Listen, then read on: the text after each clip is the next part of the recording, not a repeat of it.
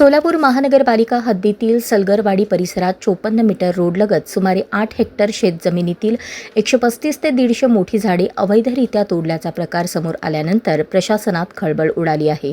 प्लॉटिंगसाठी जागा मोकळी करण्याच्या उद्देशाने 30 ते 50 वर्षे वयाची पिंपळ, जांभूळ, आंबा आणि लिंब जातीची झाडे तोडण्यात आल्याचा आरोप आहे। या प्रकरणाची दखल घेत उपमहापौर ज्ञानेश्वरी देवकर यांनी यापूर्वीच कठोर कारवाईचा इशारा दिला होता। बुधवारी महापालिका आयुक्त डॉ. सचिन ओंबासे आणि उपमहापौर ज्ञानेश्वरी देवकर यांनी घटनास्थळी भेट देऊन परिस्थितीची प्रत्यक्ष पाहणी केली।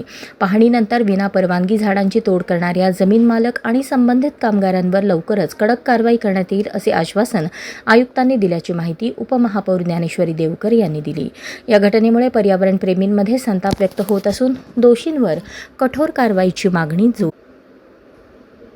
प्रभाग क्रमांक 23 सलगर वस्ती या भागामध्ये असलेल्या गेली 8 दिवसाखाली जी मोठ्या प्रमाणात वृक्षतोड झाली त्या संदर्भात आज आम्ही आयुक्त साहेब आम्ही स्वतः जाऊन आणि तेथील नगरसेवक आम्ही स्वतः जाऊन आणखीन एकदा पाहणी केली। त्या दरम्यान आयुक्त साहेबांनी संबंधितावर गुन्हा दाखल करण्याची आणि दंडात्मक कारवाई करण्याचे त्यांनी बोललेले आहेत। आणि ती जी झाडं तोडली गेली ती स्वदेशीय झाडं होती, त्यामध्ये कडुलिंब मोठ्या प्रमाणात होते, त्यामध्ये पिंपळ जी ऑक्सिजन देतात ती झाडं मोठ्या प्रमाणात होती आणि ह्या झाडांची मोठ्या प्रमाणात कत्तल केली गेली आहे। आपल्या सोलापूर जिल्ह्यातील ही सर्वात मोठी वृक्षतोड आहे असं वाटतंय आणि आमचं एकच मागणं आहे की जे पर्यावरण प्रेमी आहेत किंवा तेथील जे नागरिक आणि तेथील नगरसेवक आम्ही सर्वजणांचं आम्हाला एकच म्हणायचं आहे की तिथं दंडात्मक कारवाई व्हावी आणि संबंधितावर गुन्हा दाखल व्हावा।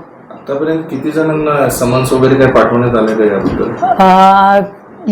गेलेल्या आहेत, अनेकांना नोटीस गेलेल्या आहेत। आता त्या संदर्भात 48 तासाचं त्यांना हे केलेलं आहे।